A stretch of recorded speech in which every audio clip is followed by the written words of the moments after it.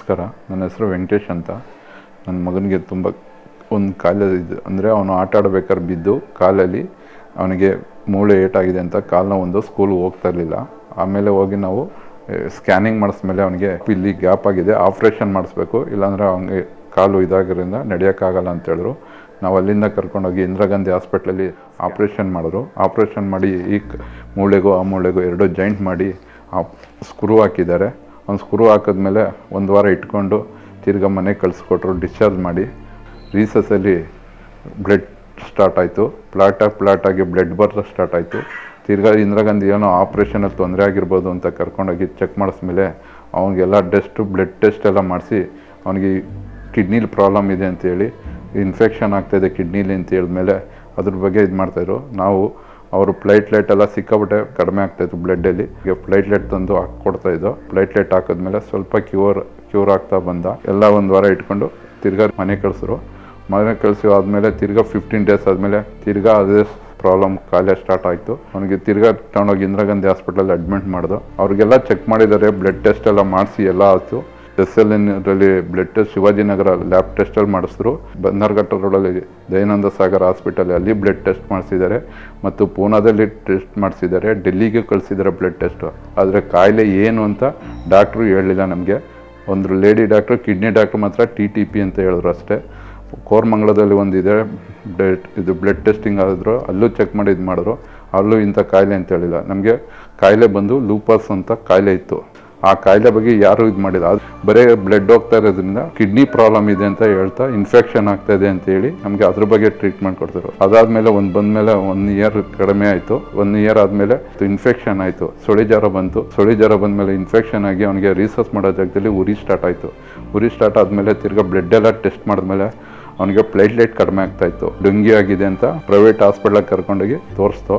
ಅವರು ಪ್ಲೇಟ್ಲೆಟ್ ಬರೋಕ್ಕೆ ಇಂಜೆಕ್ಷನ್ ಕೊಟ್ಟು ಮುಖ ಎಲ್ಲ ಕಾಲು ಕೈಯೆಲ್ಲ ಊತ ಬಂತು. ಅಲ್ಲಿಂದ ಡಿಸ್ಚಾರ್ಜ್ ಮಾಡಿ ನಮಗೆ ಅಲ್ಲೇ ಒಬ್ಬರು ಪರಿಚಯ ಇದ್ದರಿಂದ ಯಶವಂತಪುರ ಹಾಸ್ಪಿಟಲ್ಗೆ ಅಲ್ಲಿ ಕಳಿಸ್ಕೊಟ್ರು. ಅಲ್ಲಿ ಹೋಗಿ ಚೆನ್ನಾಗಿ ಇದು ಮಾಡಿ ಟ್ರೀಟ್ಮೆಂಟ್ ಕೊಡ್ತಾರೆ.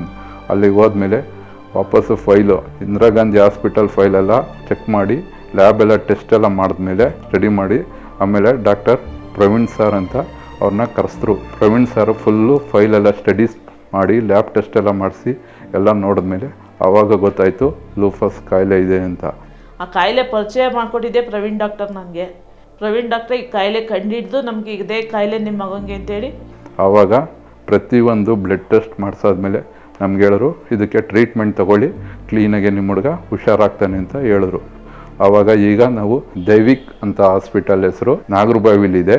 ಅಲ್ಲಿ ಪ್ರವೀಣ್ ಸರ್ ಅಲ್ಲಿ ನಮ್ಮ ಮಗನಲ್ಲಿ ಇದು ಮಾಡಿದ್ಮೇಲೆ ಬ್ಲಡ್ ಟೆಸ್ಟ್ ಮಾಡಿಸ್ತಾರೆ. ಫಸ್ಟು ಬ್ಲಡ್ ಟೆಸ್ಟ್ ಮಾಡಿಸ್ಮೇಲೆ ಟ್ರೀಟ್ಮೆಂಟ್ ಸ್ಟಾರ್ಟ್ ಮಾಡಿದ್ರು. ಪ್ರವೀಣ್ ಸರ್ ಹೇಗೆ ಹೇಳ್ತಾರೆ ಟ್ರೀಟ್ಮೆಂಟ್ ಯಾವ ಥರ ಡೋಸು, ಎಷ್ಟು ಟ್ಯಾಬ್ಲೆಟ್ಸ್ ತಗೋಬೇಕು, ಬೆಳಗ್ಗೆ ಸಾಯಂಕಾಲ ನೈಟು ಅವರು ಹೇಳ್ದಂಗೆ ನಾವೆಲ್ಲ ಫಾಲೋಅಪ್ ಮಾಡ್ತಾ ಹೋಗ್ತಾಯಿದ್ದೋ.